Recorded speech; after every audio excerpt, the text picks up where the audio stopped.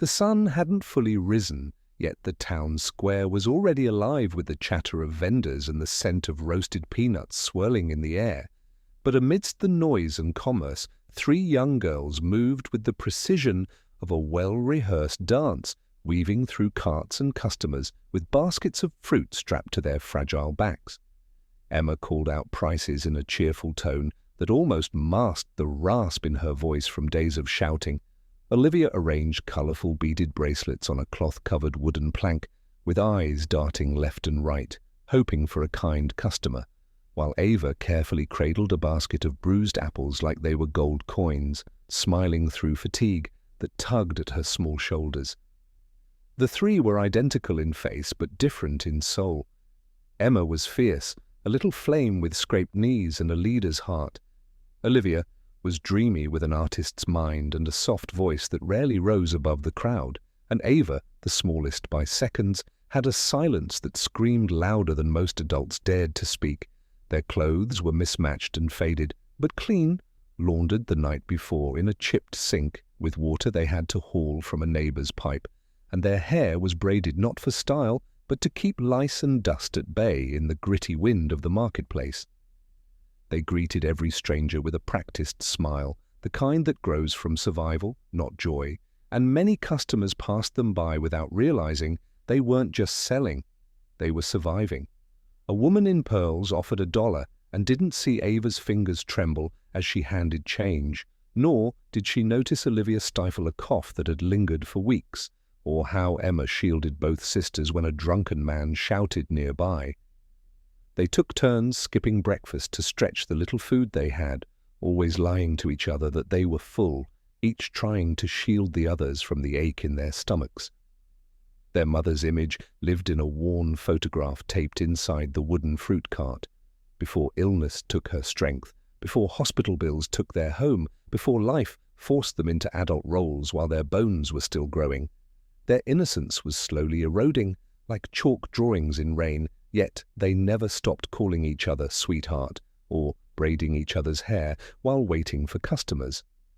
A kind vendor occasionally gave them an extra banana, and Emma always insisted Ava eat it first, whispering, "You're still growing," even though they all were. No one knew how many nights they slept under a torn blanket on a mattress of cardboard in a one-room shack without electricity, pretending bedtime stories were real and not desperate hope. Every morning, Emma checked her sister's shoes for holes. Olivia made sure their small earnings were tucked safely under a cracked mug, and Ava silently pressed her palm against their mother's forehead to feel for fever before leaving for the market again. Sometimes they'd pause by the glass of a bakery just to stare at a birthday cake and imagine one candle for each of them, and then they'd laugh and say they'd bake their own cake one day, even if it was just made of dreams.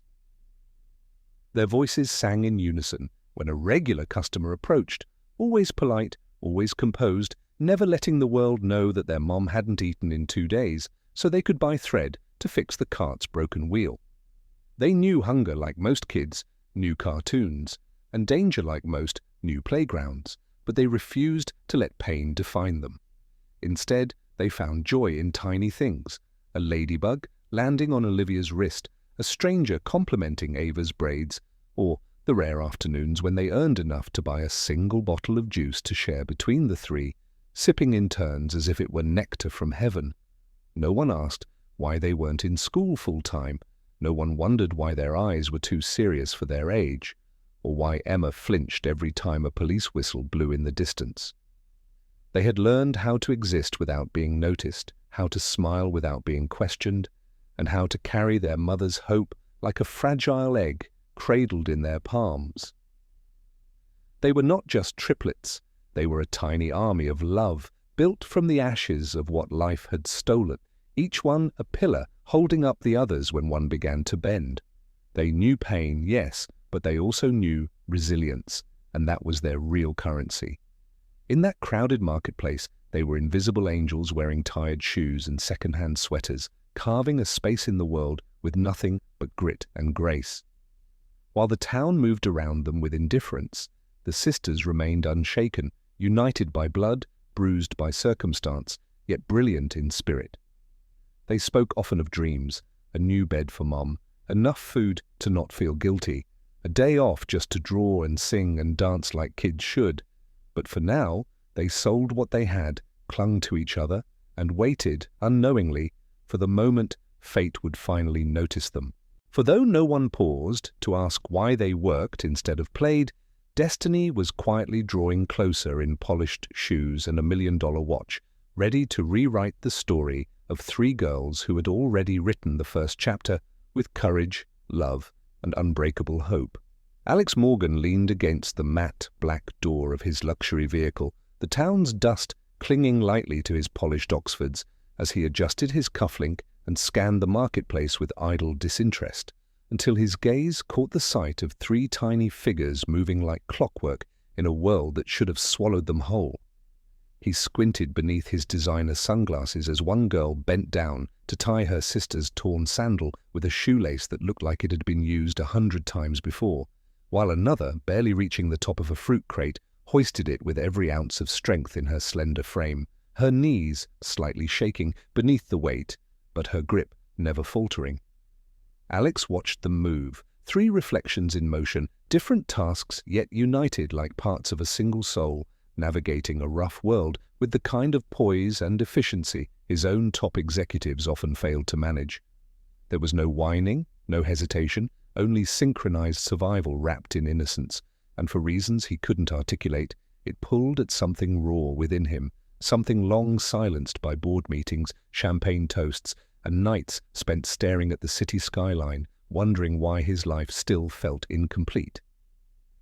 As the espresso machine whirred behind him from a nearby cafe, he found himself ignoring the barista's invitation and instead following the triplets' every move, each gesture quietly communicating volumes, a protective touch on a shoulder, a whispered reminder to count change carefully, a soft hum that drifted through the air as one of them sang to calm the other's nerves. They didn't see him, of course, just another rich man in a tailored suit, blending into the noise of the world that had overlooked them for years. But he saw them, truly saw them, and something about the way they endured without complaint left him unsettled. He was used to calculated mergers and acquisitions, to men pretending to be wolves and women vying for seats at his table. Yet none of them had ever carried the quiet dignity he now witnessed in three girls no taller than his chest. Alex took a slow step forward, not knowing why, perhaps just to hear them speak, or maybe to assure himself this wasn't a dream conjured by some guilty fragment of his conscience. But as he neared, he heard one of them politely decline a man's harsh offer, her voice trembling but still kind, and another gently comforted her sister, who had dropped an orange and was near tears, saying, "It's okay, we'll sell the next one," with such grace that his throat tightened. His phone buzzed, an impatient assistant reminding him about a property deal just blocks away. But his feet didn't move, as if anchored by something deeper than duty, a force beyond logic urging him to stay a little longer in this fragile reality unfolding before him. The air smelled of roasted corn and summer heat, but all he could focus on was how one of the girls limped slightly, probably from an injury she refused to acknowledge, and how another kept glancing back toward a narrow alleyway like she was making sure something, or someone, was still safe. The third, smallest of the trio, looked directly at him for a fleeting second, her wide eyes curious but wary, and in that look he felt something ancient and painful rise in his chest, something akin to shame. It reminded him of another child long ago who had stared into the cold eyes of a landlord while clutching a paper bag of bread his mother couldn't afford, and the echoes of that forgotten memory thundered in his ribs like a storm returning after decades of drought. This wasn't just pity, it was recognition, and Alex hated how powerless it made him feel. He was a man used to solving things with checks, deals, and clauses, but he knew instinctively that these girls weren't problems to be fixed. They were stories waiting to be heard. Lives woven from hardship and held together by something stronger than money. He finally ordered a coffee, more to buy time than for the taste, and leaned against the cafe's doorway watching the girls continue their work, their faces brightening each time someone bought from them, even if it was just spare change. He noticed how they thanked every customer with sincerity, bowed slightly to the elderly, and gave a toy to a crying toddler who couldn't afford fruit. Little acts of humanity that struck him harder than any investor pitch ever had. As the steam from his cup rose and blurred his vision, Alex blinked away the fog and asked himself why these girls were on his mind so heavily, why their presence felt more important than the $1 million blueprint folded inside his briefcase. He told himself he'd walk away after one more minute, but the longer he watched, the more rooted he became, tangled in a quiet revelation. That maybe success wasn't about dominance or wealth, but about noticing the unnoticed and understanding the unspoken. And though the girls still had no idea who he was, or how their existence had disrupted his thoughts, Alex Morgan knew something irreversible had just begun. And it started not with a signature or a headline, but with the way three strangers had unknowingly reminded him that humanity, once lost, could still be found in the most unexpected places. Alex Morgan didn't sleep much that night. His penthouse felt colder than usual, and the silence, once his sanctuary, now echoed with the sound of little footsteps and soft voices that weren't even there. He kept thinking of those eyes, the way the youngest girl had looked at him without fear or favor. Just a quiet question he couldn't answer. And as dawn broke, he found himself driving back to that same market without a calendar reminder or a business call to justify it. He told himself it was curiosity, perhaps even concern, but as he spotted the triplets arranging fruit and wiping dew from their rickety cart, he knew this visit wasn't about logic. It was about something pulling at his chest with invisible strings. Dressed more casually this time, with his tie loosened and his watch tucked away, Alex approached slowly, pretending to browse while sneaking glances at their worn shoes, chipped fingernails, and the way they coordinated without speaking. Olivia lifted a basket just as Ava bent to clear space, and Emma, always watchful, scanned the crowd like a silent protector. "Want to try some oranges, mister?" Olivia asked sweetly, her voice thin but sincere. And though Alex had no use for fruit, he nodded and pulled out a large bill, watching their eyes widen at the generosity. They offered change, but he waved it off and asked gently, "Do you girls always work this hard?" A question that felt foolish the second it left his mouth, but they didn't laugh, only shared a silent glance, as if deciding whether to trust him. Emma spoke first, cautious but clear, explaining they came here every morning before school and returned every evening after class to earn enough for medicine, rent, and food. Not luxuries, just survival. Alex asked about their father, and the pause that followed was filled with more pain than words ever could be, until Ava said softly, "He left when Mum got sick. He didn't want to stay with broken people." Her tone too calm for a child who should have been worrying about dolls, not abandonment. Alex felt his throat tighten as they explained how their mother used to work 2 jobs until her heart failed, how she begged them to stay in school, but they couldn't watch her wither alone, so they made a pact to carry the weight together, even if it meant sacrificing the only childhood they had. "She still tries to cook when we're not home," Olivia murmured, "but she falls sometimes." And Alex saw something in her eyes, an unbearable blend of pride and fear that no child should carry. "She cries when she thinks we're asleep," Emma added, her voice breaking slightly. And that was the moment Alex looked away, pretending the sun had caught his eyes, though behind his dark sunglasses tears had begun to form. The kind that surprised him, the kind that hadn't shown up for years, not even at funerals or farewells, because he had taught himself to bury empathy beneath contracts and concrete. He stepped back, clearing his throat, claiming he had a call, but really, he was just retreating before his composure crumbled. From a distance, he watched them serve a customer with the same gentle patience as before, their pain never disrupting their kindness, their struggle never stealing their grace. He remembered his own mother collapsing in a warehouse years ago, how no one helped, how he'd sworn to become untouchable, so he'd never be vulnerable again. And now, here were these girls, vulnerable yet unbroken, surviving without anger, enduring with love. And he felt ashamed of every day he had complained about traffic, or a delayed flight, or a lost deal. Lives woven from hardship, and held together by something stronger than money. He finally ordered a coffee, more to buy time than for the taste, and leaned against the cafe's doorway watching the girls continue their work, their faces brightening each time someone bought from them, even if it was just spare change. He noticed how they thanked every customer with sincerity, bowed slightly to the elderly, and gave a toy to a crying toddler who couldn't afford fruit. Little acts of humanity that struck him harder than any investor pitch ever had.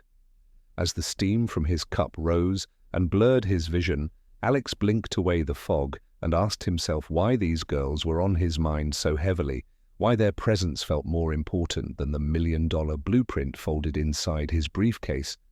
He told himself he'd walk away after one more minute, but the longer he watched, the more rooted he became, tangled in a quiet revelation. That maybe success wasn't about dominance or wealth, but about noticing the unnoticed and understanding the unspoken.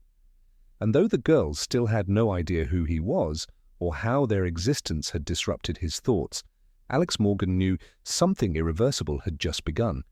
And it started not with a signature or a headline, but with the way three strangers had unknowingly reminded him that humanity, once lost, could still be found in the most unexpected places. Alex Morgan didn't sleep much that night. His penthouse felt colder than usual, and the silence, once his sanctuary, now echoed with the sound of little footsteps and soft voices that weren't even there. He kept thinking of those eyes, the way the youngest girl had looked at him without fear or favor. Just a quiet question he couldn't answer. And as dawn broke, he found himself driving back to that same market without a calendar reminder or a business call to justify it. He told himself it was curiosity, perhaps even concern, but as he spotted the triplets arranging fruit and wiping dew from their rickety cart, he knew this visit wasn't about logic. It was about something pulling at his chest with invisible strings. Dressed more casually this time, with his tie loosened and his watch tucked away, Alex approached slowly, pretending to browse while sneaking glances at their worn shoes, chipped fingernails, and the way they coordinated without speaking. Olivia lifted a basket just as Ava bent to clear space, and Emma, always watchful, scanned the crowd like a silent protector. "Want to try some oranges, mister?" Olivia asked sweetly, her voice thin but sincere. And though Alex had no use for fruit, he nodded and pulled out a large bill, watching their eyes widen at the generosity. They offered change, but he waved it off and asked gently, "Do you girls always work this hard?" A question that felt foolish the second it left his mouth, but they didn't laugh, only shared a silent glance, as if deciding whether to trust him. Emma spoke first, cautious but clear, explaining they came here every morning before school and returned every evening after class to earn enough for medicine, rent, and food. Not luxuries, just survival. Alex asked about their father, and the pause that followed was filled with more pain than words ever could be, until Ava said softly, "He left when Mum got sick. He didn't want to stay with broken people." Her tone too calm for a child who should have been worrying about dolls, not abandonment. Alex felt his throat tighten as they explained how their mother used to work 2 jobs until her heart failed, how she begged them to stay in school, but they couldn't watch her wither alone, so they made a pact to carry the weight together, even if it meant sacrificing the only childhood they had. "She still tries to cook when we're not home," Olivia murmured, "but she falls sometimes." And Alex saw something in her eyes, an unbearable blend of pride and fear that no child should carry. "She cries when she thinks we're asleep," Emma added, her voice breaking slightly. And that was the moment Alex looked away, pretending the sun had caught his eyes, though behind his dark sunglasses tears had begun to form. The kind that surprised him, the kind that hadn't shown up for years, not even at funerals or farewells, because he had taught himself to bury empathy beneath contracts and concrete. He stepped back, clearing his throat, claiming he had a call, but really, he was just retreating before his composure crumbled. From a distance, he watched them serve a customer with the same gentle patience as before, their pain never disrupting their kindness, their struggle never stealing their grace. He remembered his own mother collapsing in a warehouse years ago, how no one helped, how he'd sworn to become untouchable, so he'd never be vulnerable again. And now, here were these girls, vulnerable yet unbroken, surviving without anger, enduring with love. And he felt ashamed of every day he had complained about traffic, or a delayed flight, or a lost deal. He wiped his face quickly, frustrated that 3 children he didn't know had stirred something so deeply buried inside him, something human and raw. He wasn't a man who cried, hadn't in decades, yet here he was blinking back emotion, while girls with less than nothing still smiled at strangers as if the world hadn't failed them entirely. He bought more fruit he didn't need, this time just to prolong the interaction, asking their names again, even though he already remembered. Emma, Olivia, Ava, 3 syllables he would never forget now. They thanked him with genuine warmth, and he realized how rarely he'd been thanked in a way that felt real, not rehearsed or transactional. He wanted to ask more, to understand their mother's condition, their daily schedule, their dreams, but something stopped him. Fear, perhaps, that getting too close would reveal just how empty his own life had become. Still, he lingered near their cart, watching them share a single sandwich for lunch, laughing at inside jokes only siblings understand, offering extra fruit to a homeless man who had nothing to give in return. It struck him then. These girls weren't surviving. They were teaching the world how to live, how to give without expecting, how to hold each other up, even when the foundation was crumbling. The longer he stayed, the more his armor cracked, and when Emma offered him a handmade bracelet in return for his kindness, he accepted it like it was a diamond, slipping it on his wrist and vowing silently that this moment would not be forgotten. He left without another word, heart heavy, mind racing, soul stirred, unsure of what he would do next, but absolutely certain that his life had just shifted forever, because behind their smiles he had seen something he couldn't unsee, resilience wrapped in innocence, strength hidden behind gentleness, and 3 little girls who had unknowingly reminded a hardened man how to feel again. The weight of what he had witnessed clung to Alex like a second skin, and as he sat in the back seat of his town car that evening, city lights flickering past the tinted windows, his mind refused to settle. He had built an empire on facts, precision, and risk calculation, yet tonight a trio of children had undone him with nothing but truth, and that truth gnawed at the edges of his carefully constructed detachment. Unable to rest, he called his assistant under the guise of reviewing expansion properties, but his voice cracked slightly as he added, "I need some information," quietly, "on a family of 4, no headlines, no files, just the truth." Her name was Isabel, the mother, and she had once been a teacher, highly regarded, until her heart betrayed her, and everything began to slip. Alex barely slept, and when morning came, he didn't dress like a CEO, no tie, no pretense, just worn sneakers and a hoodie, as if he needed to become invisible to witness something sacred.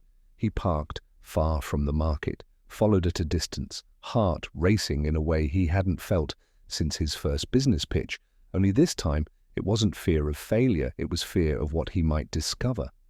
The girls walked together, hand in hand, chattering about school, bills, dinner, and whether their mother would be strong enough to stand today. And he heard snippets of affection in every sentence, each syllable woven with sacrifice. They turned down a narrow street, then another, until they reached a weather-beaten building with peeling paint and rust, climbing up the drain pipes like vines that had given up hope. He waited a moment, then approached from the alley behind, his footsteps quiet as if intruding on hallowed ground, and found a cracked window partially open, as if even the house itself wanted someone to hear its story. Inside, Isabel sat propped up on thin pillows, her skin ashen, hair damp with sweat, breathing shallow but eyes alive with an almost unbearable love. The girls bustled around her, Emma reading her medication schedule aloud, Olivia fluffing her pillow, Ava gently massaging her mother's feet with tiny hands that trembled but refused to stop. Isabel smiled through the pain and whispered, "You girls are the reason I'm still here." And they responded not with tears, but with soft giggles, as if their suffering had long ago been replaced with the need to make each other laugh, just to keep breathing. Alex stood there, unmoving, his hand resting on the chipped windowsill, suddenly more aware of every breath he took, as if inhaling their pain and strength at the same time. The room was small, barely larger than his walk-in closet, yet it radiated a warmth no amount of designer furniture had ever given him. There were drawings on the wall, some done in crayon, others in pencil, each one bearing hearts and stars and stick figures of 4 smiling people, a family that refused to let illness write their ending. A radio played quietly in the background, static blending with the occasional wheeze from Isabel's chest, and over it all came the unmistakable sound of prayer, Emma whispering that they were grateful for another day, Olivia asking for strength to keep going, and Ava just saying thank you over and over like gratitude was her superpower. Alex felt something shift inside him, a tectonic emotional movement that cracked old scars and exposed something tender, something that had long been buried beneath ambition and ego. He wasn't just witnessing hardship, he was witnessing resilience in its purest, most humbling form, and it made his millions feel like dust. He reached into his coat and pulled out his phone to snap a photo, not to share or post, but to remember, to never let himself forget that this was what mattered. But as his finger hovered over the camera, he stopped, ashamed at the thought, and instead just closed his eyes, letting the sounds imprint themselves into his soul. He could hear the mother cough again, sharp and raw, and one of the girls rushing to hold her hand, whispering, "It's okay, Mama, we're here, we'll always be here." And something about those words took him back decades to a one-bedroom apartment in Detroit where a young boy had once knelt beside his mother's bed and made the same promise through clenched teeth and tears she wasn't supposed to see. Back then, his mother had stitched clothes by candlelight, feeding him before herself, telling him he was meant for something big. And now, standing outside this stranger's home, Alex realized how far he had come from the boy who used to sleep beside a heater that didn't work. He left without a sound, slipping away into the morning air as if retreating from holy ground, his heartbeat heavy, his thoughts louder than ever. He drove aimlessly for hours, past construction sites and golf courses and glass towers with his name engraved in them, but nothing soothed him like the memory of that little room and the fierce love it held. That night, lying awake in a bed that felt suddenly too large, he dreamed of his mother, not as the exhausted woman who had died too young, but as the fire that lit his path, and in his dream she looked at him, smiled, and simply said, "You remember now."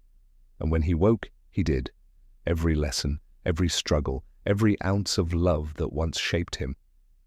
And now, 3 girls and a fading woman had reignited the flame he'd almost let die, reminding him that sometimes the most broken homes hold the strongest hearts, and that purpose, once lost, can still be found in the eyes of those who never stopped believing.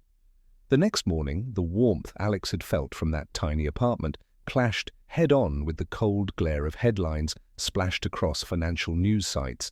CEO's sudden obsession with unknown family raises eyebrows. Is Alex Morgan losing focus? And worse, Fortune 500 savior or delusional savior complex. The photos were grainy, but the narrative was dangerous. Him walking through a rundown street buying fruit from the Triplets, even a distant shot of his car parked outside their building, all twisted into speculation. And as if that wasn't enough, his fiancée Vanessa cornered him in the middle of a corporate charity gala, her diamond earrings catching the light like knives as she hissed, "You think this makes you noble? This makes you a distraction, a headline. You're playing hero for children who'll never step foot in your world." Her voice cracked with jealousy, not just of the girls, but of the emotional grip they clearly held over him, something she'd never been able to unlock. Alex said nothing, just walked away from her, ignoring the gasps around the ballroom as her furious sobs echoed like broken glass behind him. He had no time for damage control, not when 3 young lives were hanging in the balance of every hour. Still unaware of the chaos building around them, the Triplets continued their daily rhythm, arriving at the market with their usual bright energy, Emma organising the produce, Olivia charming passers-by with soft greetings, and Ava giggling at a toddler who dropped his balloon, none of them knowing the storms swirling in the media, or that Alex had assigned security to watch over them from a distance, just in case things turned dark. And then, just as the sun began to set, while Olivia handed out samples and Emma counted their small earnings, Ava suddenly swayed, the colour draining from her face, her tiny frame trembling before her knees buckled and she crumpled to the pavement, her head narrowly missing the edge of the cart. Time slowed, gasps filled the square, and Alex, who had just pulled up in his car, saw it unfold like a nightmare in slow motion. He bolted through the crowd, his voice roaring louder than he'd ever shouted at a boardroom, "Call an ambulance!" But then he didn't wait. He lifted her in his arms like she weighed nothing, clutching her against his chest as if her heartbeat could be transferred through contact alone.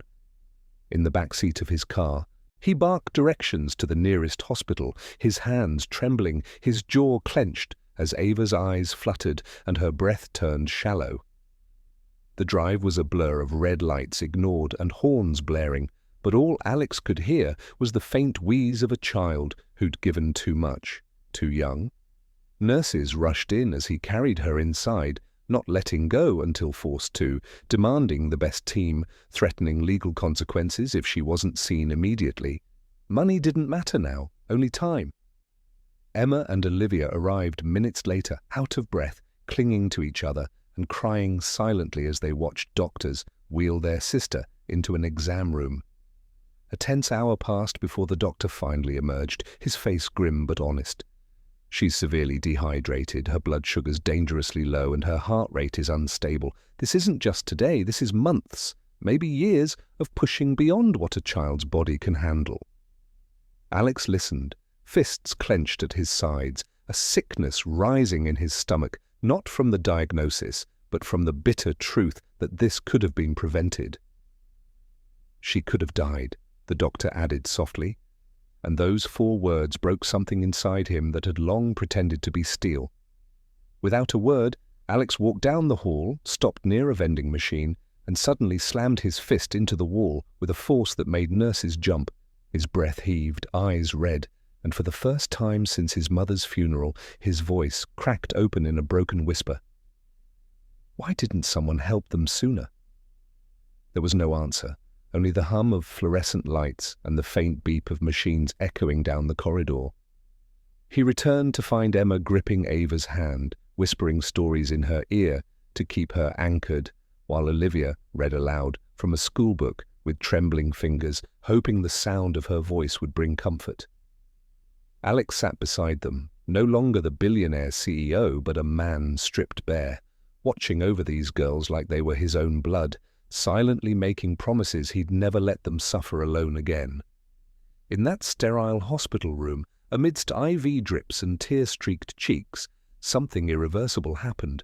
Not a breakdown, but a rebirth, as if the last piece of his soul that had grown cold in pursuit of power had been ignited by the fragility of a girl who collapsed, carrying weight the world had ignored.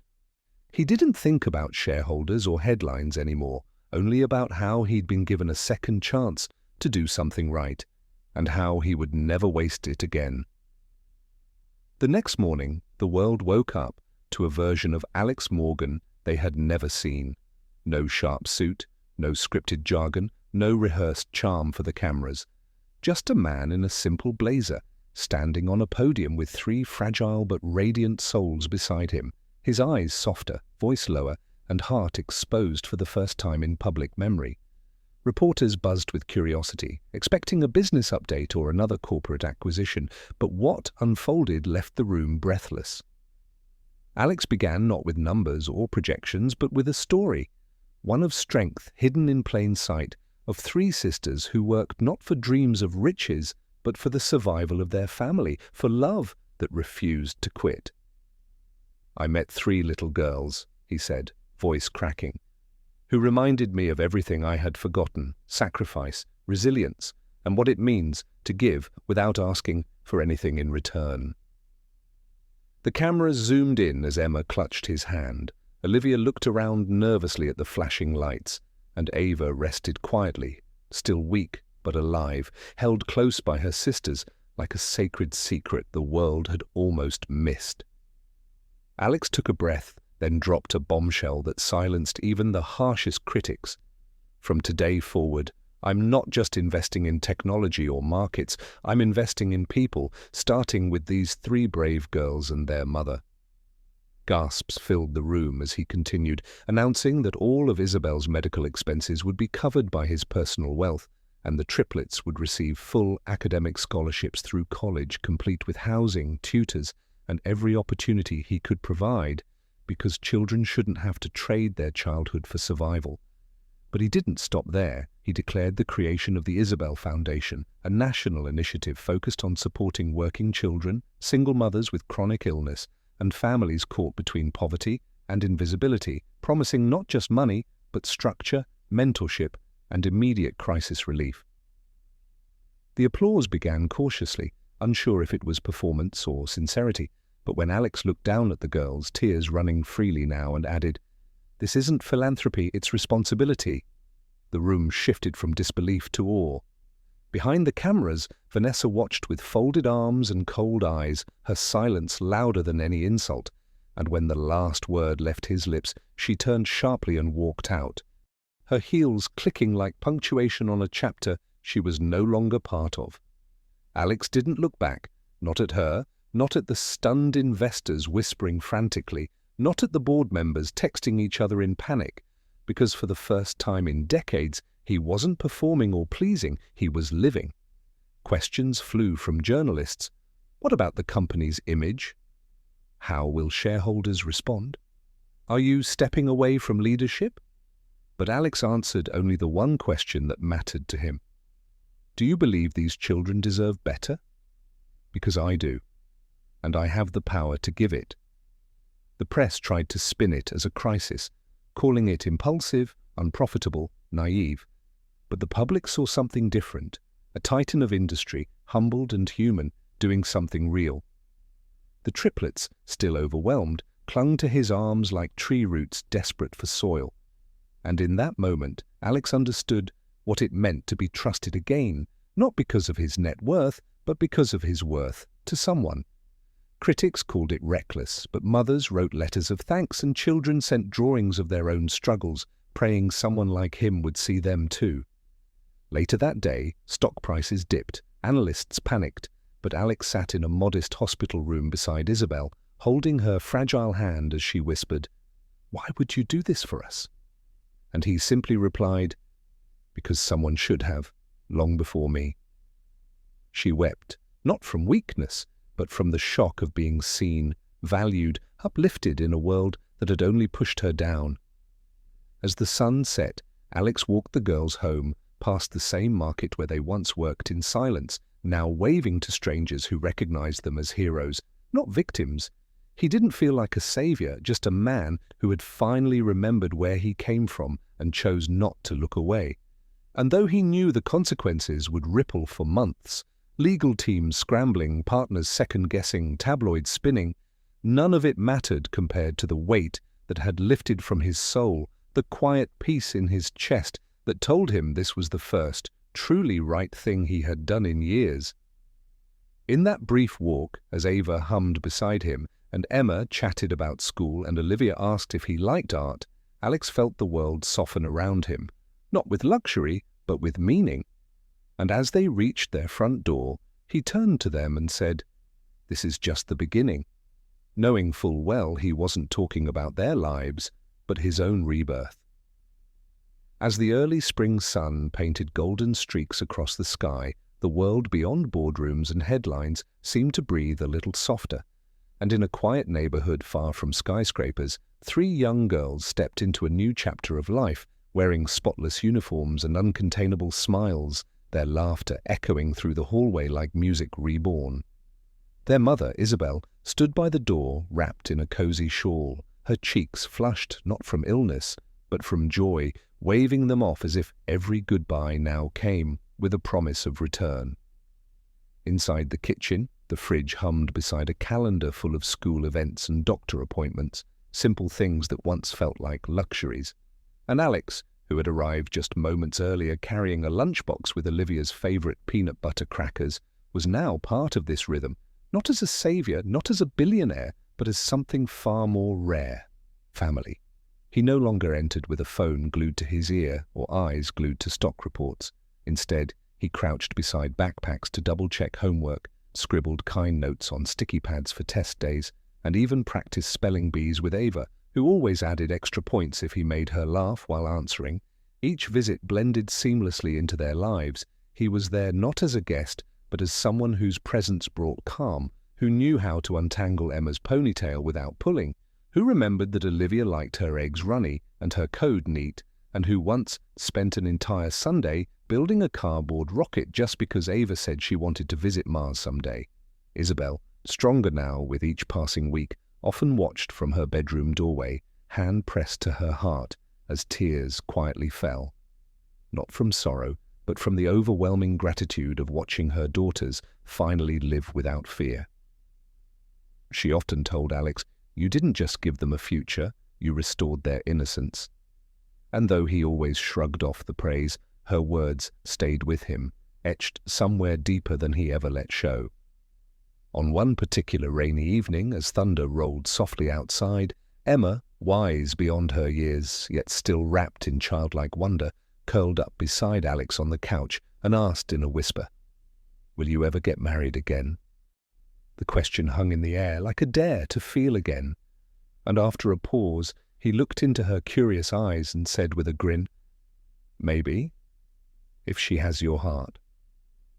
Weeks later, the local school auditorium overflowed with parents and community members for the spring play titled The Power of Kindness, and Alex, seated in the front row with a bouquet of daisies resting on his lap, waited with a kind of nervous anticipation he hadn't felt since his first IPO launch. The curtain rose to reveal Ava dressed as a butterfly, Emma as a teacher, and Olivia playing the narrator, her voice confident as she spoke of small acts that spark big change, of how love isn't always loud, but it always lingers.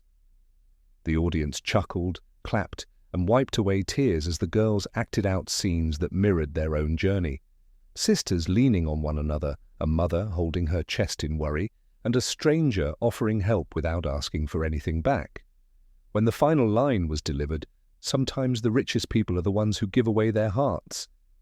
Alex felt something break, wide open in his chest. The auditorium faded around him, noise dimming, as his vision blurred with tears that refused to be blinked away. In that moment, he didn't care who saw.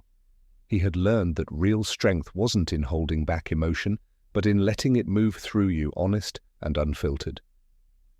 After the final bow, the girls ran into his arms backstage, still in costume, squealing and beaming as they pulled him down into a group hug that smelled of glitter and hope. Isabel joined them moments later, wrapping her arms around all four like a net of unbreakable love, and for the first time, someone took a photo, not for the press, not for the company site, but for the family wall they were slowly building together. In that captured frame, there was no past pain, no future worry, just a present moment so full it overflowed. And as the screen faded to black, Alex's voice lingered, calm and steady, echoing into the hearts of everyone listening. "I gave them a future, but they gave me back my heart."